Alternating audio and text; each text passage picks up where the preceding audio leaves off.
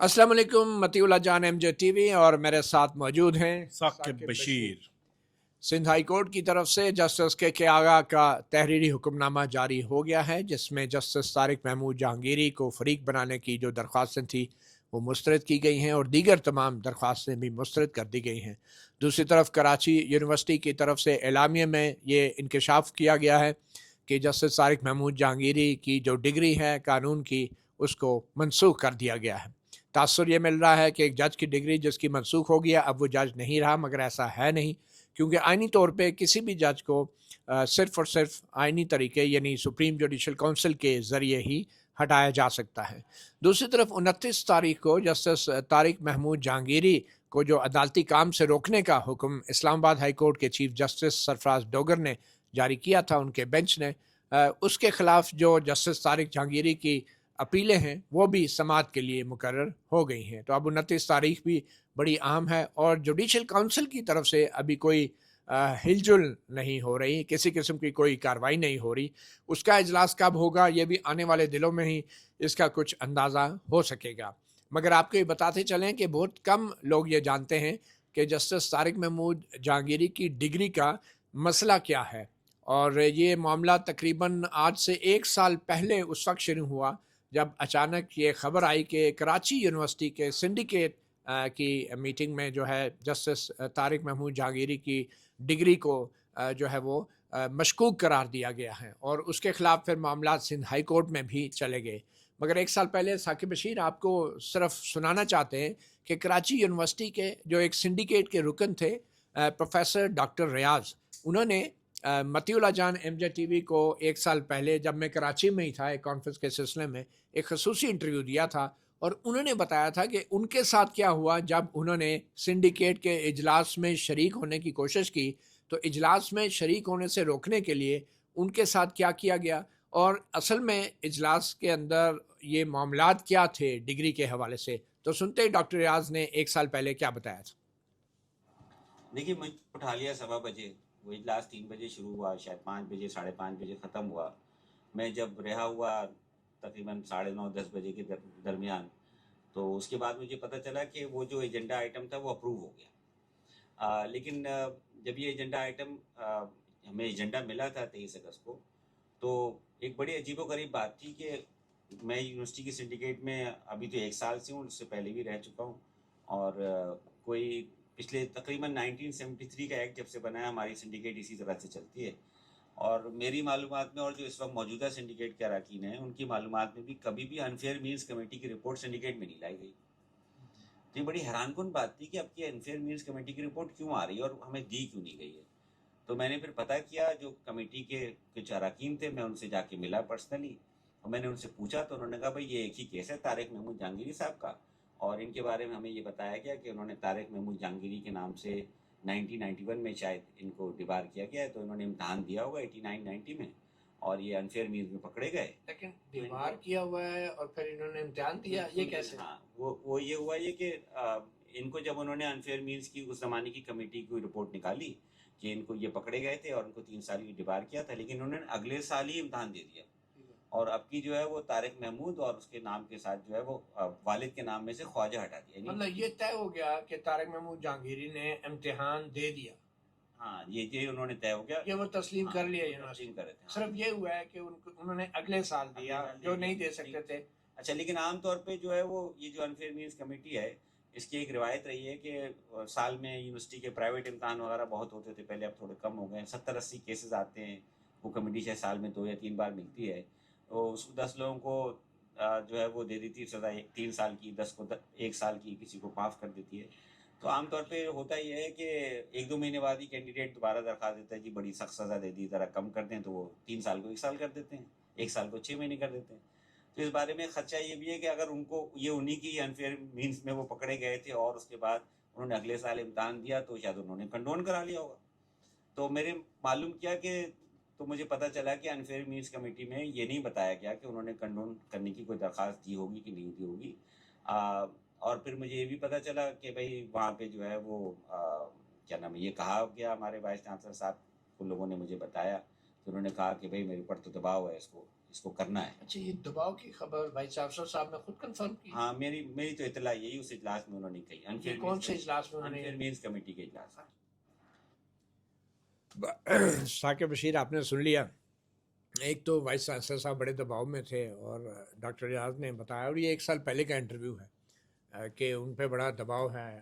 Deans کے سامنے. اور پھر ڈینز نے ڈاکٹر ریاض کو بتایا جیسا کہ وہ انہوں نے شیئر کیا. تو جو فیکٹس آف دا کیس ہیں, پہلی بات تو اس سے یہ تھوڑا سا واضح میرے ہوتا خیال میں ہے. جو پروفیسر صاحب کے ساتھ جو ہوا تھا اس کا تھوڑا بیک گراؤنڈ بھی بتا دیں ہاں, کہ یہ کیا سنڈیکیٹ کی جو کمیٹی تھی اجلاس تھا. اس کا اجلاس ہونا تھا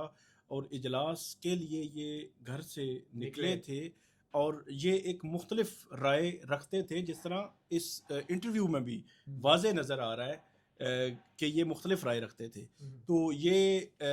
درمیان میں ہی کہیں سے غائب ہو گئے اور ان کو جو ہے وہ اب پہلے مل نہیں رہے تھے کہ کہاں پہ ہیں. بعد میں پھر پتہ چلا کہ وہ کسی پولیس اسٹیشن میں ہیں. تو وہاں سے ان کو نکالتے جس طرح وہ بتا رہے تھے اپنے انٹرویو میں کہ سنڈیکیٹ کی کمیٹی کی میٹنگ بھی ہو گئی اور یہ ایجنڈا آئٹم اپروو بھی ہو گیا. تو یہ چیز جو ہے تھوڑا سا ہمارے ناظرین کے لیے کہ جسٹس طارق محمود جہانگیری جو اسلام آباد ہائی کورٹ کے سٹنگ جج ہیں, ان کی ڈگری کے معاملے کو دیکھنے کے لیے کتنے مشکوک طریقے سے کارروائیاں ہوتی رہیں. مشکوک طریقے سے جب کسی بھی میٹنگ میں سنڈیکیٹ کی کمیٹی کی میٹنگ میں ان کے ممبران کے ساتھ اس قسم کی جب چیزیں ہونا شروع ہو جائیں تو اس کا مطلب یہ ہوتا ہے کہ ہر چیز شفاف طریقے سے نہیں چل رہی. تو سب سے بڑا اور پہلا کویسچن مارک تو اس پہ یہ آ جاتا ہے کہ شفاف طریقے سے نہیں چل رہی. دوسری بات جو پروفیسر صاحب کر رہے ہیں وہ میرا خیال میں وہ بڑی ایک جینون سی بات کر رہے ہیں کہ اگر انفیئر مینز کا الزام آ بھی جائے, وہ 3 سال کا وہ لگ بھی جائے, بار آپ پہ پابندی لگ جائے کہ 3 سال آپ اپیئر نہیں ہو سکتے, تو 1-2 منتھ کے بعد وہ اس پہ ایک اپلیکیشن دے کے وہ ختم بھی کروا لیتے ہیں یا کم کروا لی جاتی ہے. اور یہ ٹرینڈ آج کل بھی یونیورسٹیز میں ہے. مطلب میں اسپیسیفکلی ڈگری کے معاملے میں نہیں, اور بہت سارے ایشوز میں جو ہے وہ اپنے نظر ثانی کر لیتے ہیں جو یونیورسٹیز کی انتظامیہ جو سوال اٹھایا نا ڈاکٹر ریاض نے کہ یہ سنڈیکیٹ کو نہیں بتایا گیا کہ کیا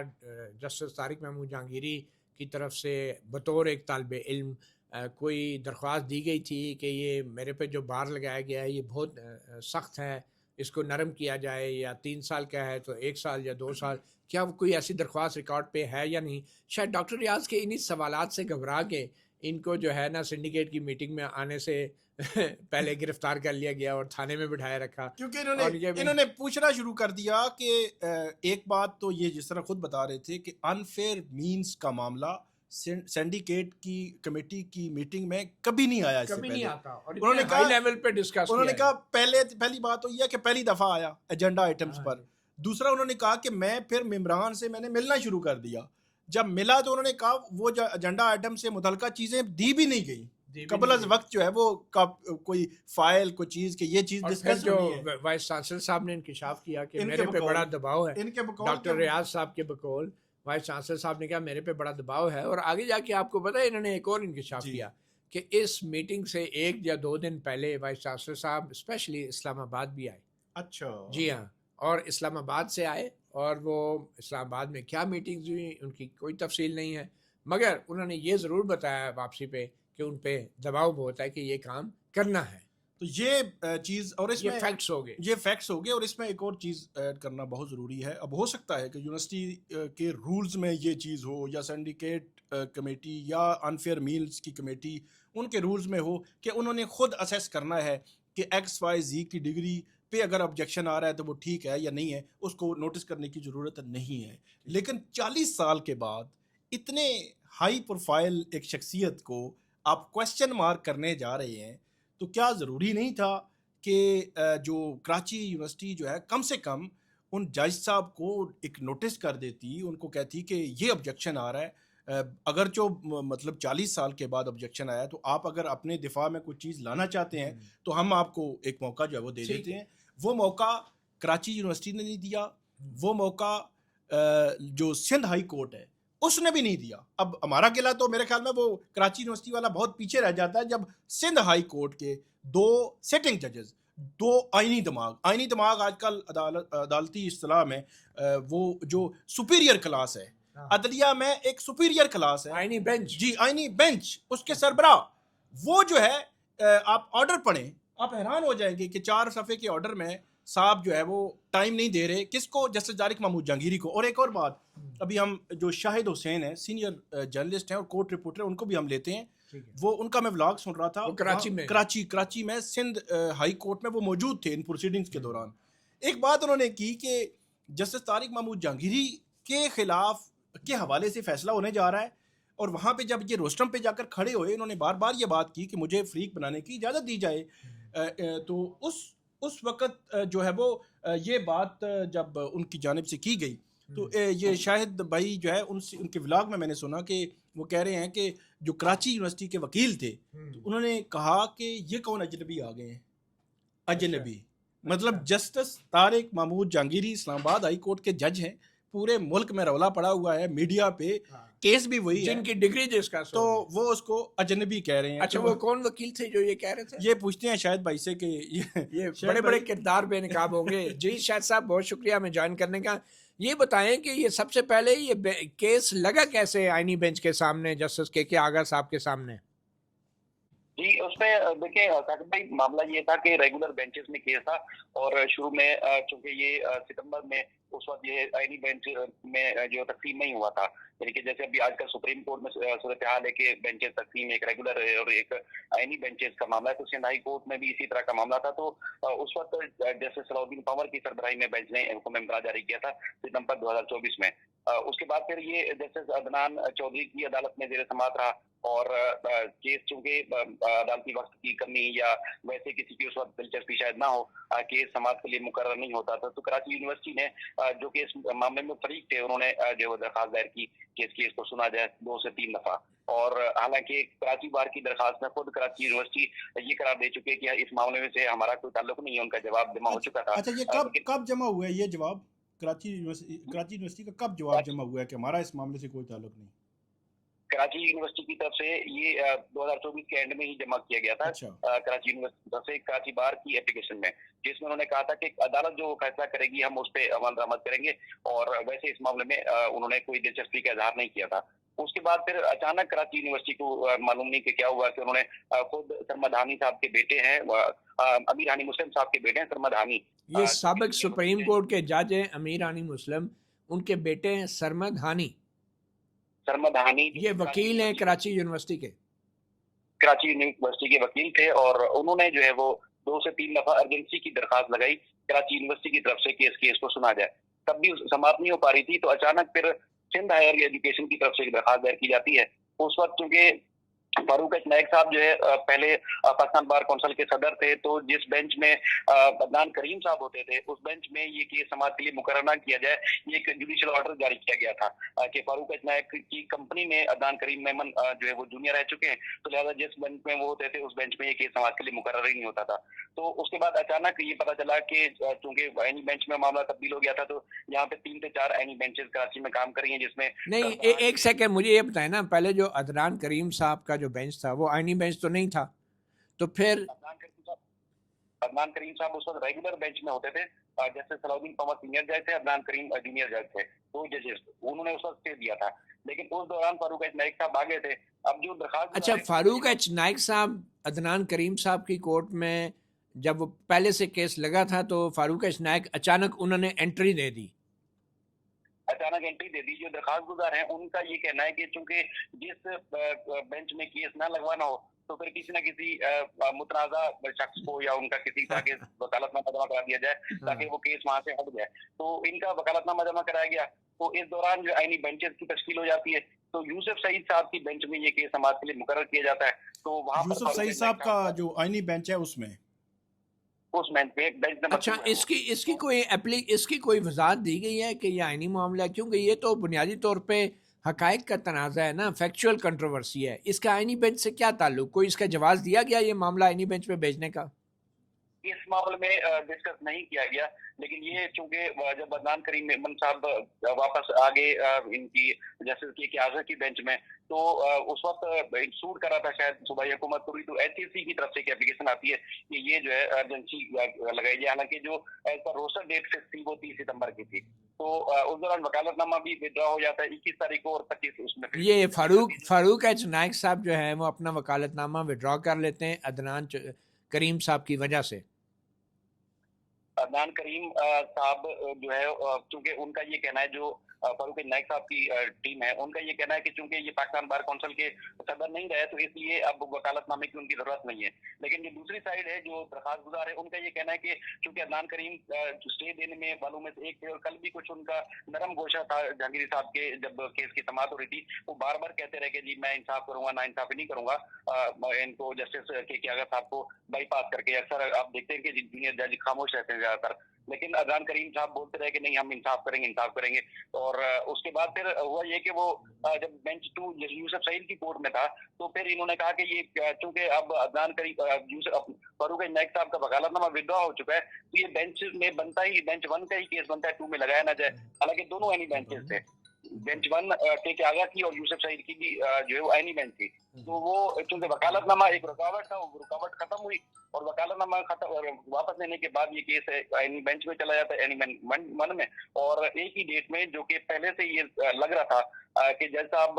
जब ये हियरिंग हुई कल भी, तो उस वक्त भी जब रोस्टम पर आए तो सबसे पहले तारिक महमूद जहांगीरी साहब आए। और अक्सर आप देखते हैं कि साहिल अक्सर वो उनका एक आजिज़ी वाला और एक गिड़गिड़ाने वाले अंदाज में होता है कि जी मेरे साथ तो हर दफा हर जगह से जो है नाइंसाफी हो रही तो मुझे सुना जाए। तो उस वक्त भी इनका मिजाज जो बेंच का था वो यही था कि नहीं हम आपको तो सुनना ही नहीं चाहते, पहले हम इस चीज पर फैसला करेंगे कि दरखास्त मेंटेनेबल है या नहीं है। और उसके बाद फिर पूछा गया कि जी वो दरखास्त गुजार आए हुए जो मेन दरखास्त गुजार थे, तो उन्होंने पीछे से आवाज दी जी बिल्कुल मैं भी यहाँ पर मौजूद हूँ। तो कल भी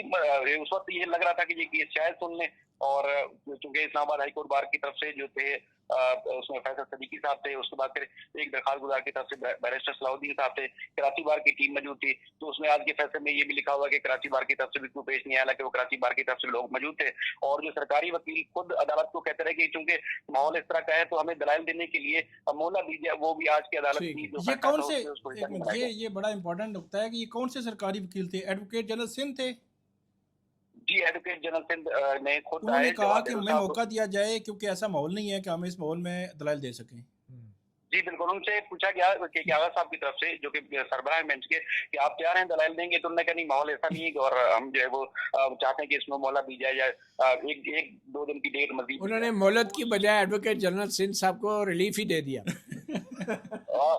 उस पॉइंट को अदालती रिकॉर्ड का हिस्सा नहीं बनाया गया और तारिक महमूद जहांगीरी साहब को अच्छा, इन कमेंट्स को अदालती वो जो ऑर्डर का हिस्सा ही नहीं बनाया गया। हाँ जी जी। और तारिक महमूद जहांगीरी साहब चूंकि जो एक सैल की हैसियत से वो कोशिश कर रहे थे अपना मुद्दा रखें, असल पॉइंट पर ये एप्लीकेशन पे तब आते जब उनको ये कहा जाता है जी बिल्कुल आपको हमने फरीक बना लिया है तो आप जो है अपने दलाइल दे सकते हैं। वो जज्बाती जो एक बातें होती हैं जो कि कन्विंस करने के लिए बेंच को वो बातें कर रहे थे, तो उस पर उन्होंने कहा कि हमने तो इनको फरीक बना लिया था, अपने फैसले में लिखा है, लेकिन वो इधर उधर की बातें करते रहे, लेकिन वो जो असल दरखास्त पे उन्होंने जो है वो दलाइल नहीं दिए और फिर दीगर वकला के साथ वो भी वॉकआउट कर गए। हालांकि तारिक महमूद जहांगीरी साहब जो साहिलीन की बेंच होती है उसमें पहली बेंच पे बैठे हुए थे, हालांकि जब ये फैसल सदीकी साहब या बैरिस्टर सलाउद्दीन या दीगर वकला एहतियाज करते हुए वॉकआउट करके चले अच्छा, गए थे। कराची यूनिवर्सिटी की वो आप बात कर रहे थे, कराची यूनिवर्सिटी और डिग्री का मामला है, डिग्री इनवैलिड है, फेक है, क्या है, क्या आप कह रहे थे? देखिए साकिब भाई, मामला असल में ये है कि कराची यूनिवर्सिटी ने जो अपना फैसला जारी किया है वो जब ये स्टे हुआ था, जब हाई कोर्ट में केस आया था उससे पहले इन्होंने अपना फैसला ये सुना चुके थे, क्योंकि सिंध हाई कोर्ट से सितंबर में जो है वो स्टे आया 2024 में, तो उससे अगस्त में ये अपना फैसला सुना चुके थे कि उनकी डिग्री जो है जाली है। मामला ये है कि जो आज की उनकी जो अलामिया उसके साथ उसको आप पढ़ें तो उससे अंदाजा ये हो जाता है कि ऐसा नहीं है कि तारिक महमूद जहांगीरी साहब ने इम्तिहान नहीं दिया, ये डिग्री जारी की गई थी वो जाली है। वो ये कहते हैं कि इस्लामिया लॉ कॉलेज में जब इनका दाखिला था तो उस वक्त एक इनकी जगह पे कोई और शख्स इनके एनरोलमेंट पेपर दे रहा था, वो नकल करते हुए पकड़ा गया, तो उनको जो है तारिक महमूद जहांगीरी साहब का चूंकि असल इनरोलमेंट था तो इनको पाबंदी लगा दी थी कि 3 साल तक के लिए वो किसी यूनिवर्सिटी में किसी भी इम्तिहान में शिरकत नहीं कर सकते। तारिक महमूद जहांगीरी साहब ने ये किया कि अपना कुछ नाम तब्दील करके, जो उनका पहला नाम जो था तारिक महमूद काजी था, और उसके बाद फिर उन्होंने नाम में तब्दीली करके तारिक महमूद जहांगीरी करके, और उसके बाद फिर एडमिशन ना लिया और ना ही जो है उन्होंने कानूनी तौर पर लॉ कॉलेज में लिया है, बल्कि बराह रास्त ये केस है कराची यूनिवर्सिटी का, मतलब इस बुनियाद पे उन्होंने मनसूख किया। बहुत शुक्रिया शाहिद भाई, बहुत शुक्रिया, थैंक यू, आपने बड़ी तफसील के साथ हमें बताया। तो साकिब ये बड़ा इंटरेस्टिंग ये एक बात है कि जो इल्ज़ाम है कि जो पहली बार मुबैना तौर पे इनकी जगह कोई और शख्स बैठा और उसकी वजह से इनको पनिश किया गया कि भाई आपकी जगह ये बंदा जो बैठा है हम आपको 3 साल के लिए बाहर करते हैं, मगर फिर मुबैना तौर पे इन्होंने अपने नाम की तब्दीली करके अगले ही साल दोबारा इम्तिहान दे दिया, इम्तिहान दिया, डिग्री भी ली, वो सारा अमल हुआ। तो ये डिग्री यूनिवर्सिटी ने जारी भी की, जारी बात है, और एग्ज़ाम में भी बैठे। अब पीछे उससे पहले क्या हुआ ये अब देखने की बात है, और इसमें यूनिवर्सिटी की क्या ज़िम्मेदारी है, और फिर इस वक्त अब जो एलामिया आ गया डिग्री मनसूखी का, इसका क्या असर होगा आपके ख्याल में कि सुप्रीम कोर्ट जो है अब 29 तारीख को जो ये अपील सुन रही है, तो उस अपील में वो जो काम करने से रोकने के ख़िलाफ़ अपील है बुनियादी तौर पे, तो उस अपील का जो दायरा कार है उसके अंदर क्या ऑर्डर दिया जा सकता है? इस डिग्री के हवाले से तो कोई ताल्लुक़ नहीं है 29 तारीख की अपील का बजाय। मजी साहब, मुझे तो जो सीक्वेंस ऑफ इवेंट्स हैं उनमें ये लगता है कि हर चीज़ ऑन बोर्ड है। वो इस तरह के फ़ारूक एच नाइक साहब 15 सितंबर को वहाँ कहते हैं जी वो मैं तो अब वाइस चेयरमैन नहीं रहा पाकिस्तान बार काउंसिल का, दूसरे हैं, तो वो उसके बाद 16 को उनको यहाँ पे काम से रोक दिया जाता है। उसके बाद केस था 29 सितंबर को, और ये केस 22 को अर्जेंट वो अर्ली हेयरिंग की दरख्वास्त सुनकर 25 को लगा दिया जाता है। हालांकि 29 भी 22 के बाद 29 दूर तो नहीं थी, लेकिन इस दौरान 16 के ऑर्डर को 19 तारीख को यहाँ सुप्रीम कोर्ट में चैलेंज करते हैं ये जज। 19 से लेकर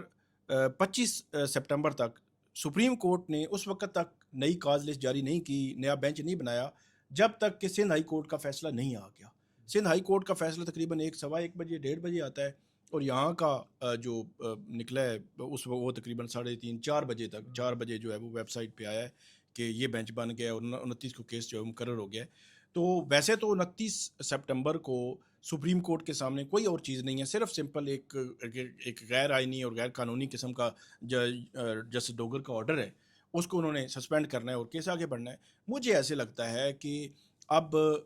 वो पीछे मतलब इस लिहाज से कि कराची यूनिवर्सिटी ने वो किया है, तो किसी ज़रिए से अब ये सुप्रीम जुडिशल काउंसिल में दरख्वास्त डलवाएंगे कि ये मामला दरख्वास्त तो है ऑलरेडी, दरख्वास्त ऑलरेडी है, लेकिन ये अपडेट करवाएंगे या उसमें एडिशनल डॉक्यूमेंट्स के तौर पर डलवा सकते हैं। और इसी तरह हो सकता है कि उस रोज़ को भी कुछ लोग आके ड्यूरिंग प्रोसीडिंग कोई इजाज़त मांग लें जी हम। अच्छा साकिब, फिर सवाल ये अपडेट पैदा आ होता गई है है कि इसमें देखें ना, अब 40 साल बाद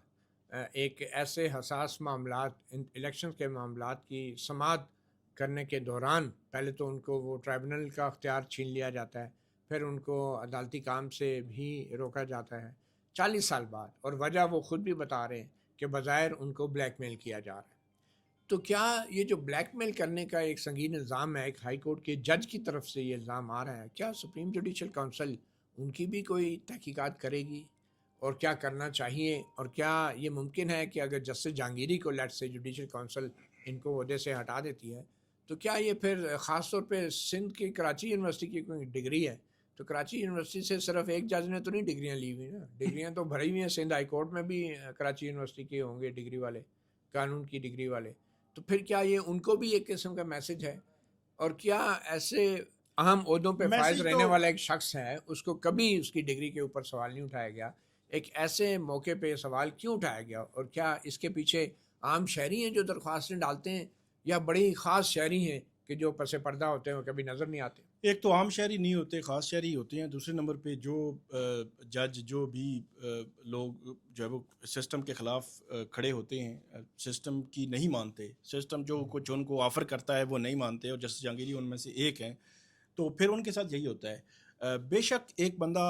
पूरी ज़िंदगी जो है वो एक जाली डिग्रियों के साथ गुजार दे, लेकिन वो किसी को तंग ना करे, कि किसी की बात जो है वो डिनाई ना करे, इनकार ना करे, कोई भी अफसर हो, कोई भी जज हो, तो मेरे ख्याल में उसकी डिग्री का कोई इशू नहीं होगा। जस्टिस जहांगीरी भी मैं ये समझता हूँ कि ये भी एक पॉसिबिलिटी है कि जस्टिस जहांगीरी के ख़िलाफ़ डिग्री का स्कैंडल आया था, और उसके बाद जस्टिस जहांगीरी की डिग्री وہ جس طرح کل انہوں نے سندھ ہائی کورٹ میں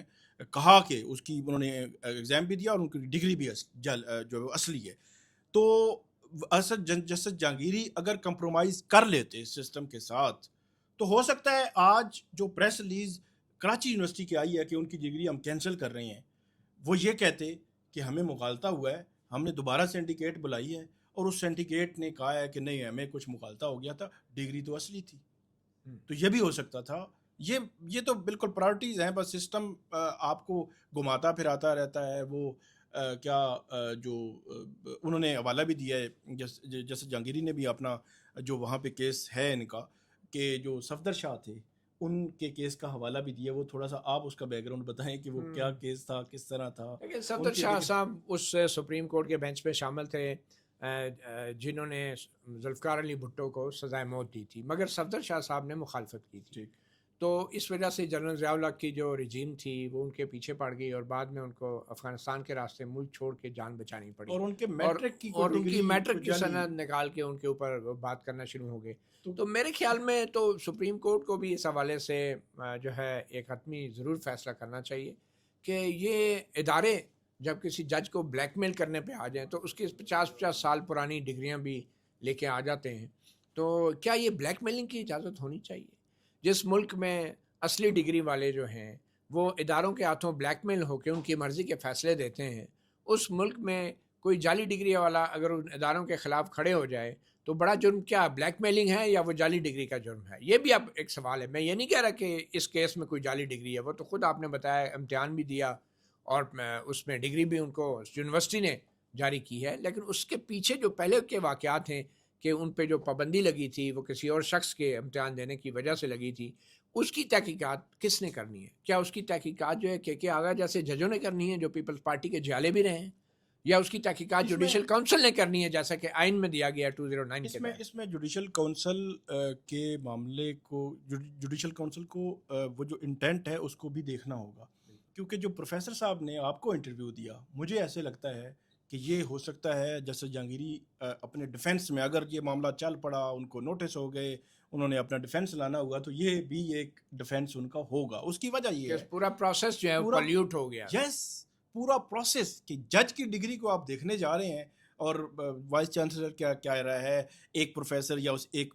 ممبر کو کیسے روکا جا رہا ہے, کیسے جلدی میں جناب وہ اس کی منظوری ہو رہی ہے, کیسے اس سے پہلے جس طرح وہ کہہ رہے ہیں کہ انفیئر مینز کا معاملہ سینڈیکیٹ میں نہیں آیا تو اب آ گیا ہے. آپ کو پتہ ہے نا ثاقب کے چھپائی جا رہی ہیں چیزیں. افتخار محمد چودھری کا اور قاضی فائز عیسیٰ کے دونوں کے جو ریفرنسز ہیں اس میں میرٹ پہ تو سپریم کورٹ گئی نہیں, اور دونوں جو ہیں بدنیتی کی بنیاد پہ وہ ریفرنسز ختم کیے گئے اور کوئی ایویڈنس کا جائزہ ہی نہیں لیا گیا. یہ ہمیں نہیں بھولنا چاہیے کہ سپریم کورٹ کے فیصلے ہیں کہ میلا فیڈے ان لا اور میلا فیڈے ان فیکٹ جب چیزیں سامنے آ جائیں تو پھر آپ یہ نہیں دیکھتے کہ ہوا کیا ہے 40 سال پہلے یا 35 سال پہلے, پھر آپ یہ نہیں دیکھتے کہ قاضی فائز عیسیٰ نے اسپین میں جائیداد جو بنائی تھی یا نہیں بنائی تھی, یا اس کے پاس اتنے وسائل تھے یا نہیں, وہ نہیں دیکھتے آپ. پھر آپ یہ نہیں دیکھتے کہ افتخار محمد چودھری چیف جسٹس کے جو سرکاری گاڑیاں تھیں اس کا پیٹرول چوری ہوتا رہا ہے یا نہیں ہوتا رہا, پھر آپ یہ نہیں دیکھتے. تو اب دیکھنا یہ ہے کہ کیا یہ جو پورا پروسیس جس طریقے سے مینیپولیٹ کیا گیا, کنٹرول کیا گیا, اور اس میں جو بلیک میلنگ کا عنصر شامل ہوا, اگر یہ چیزیں اسٹیبلش ہو جاتی ہیں تو پھر یہ جسٹس جہانگیری کو کیا ایک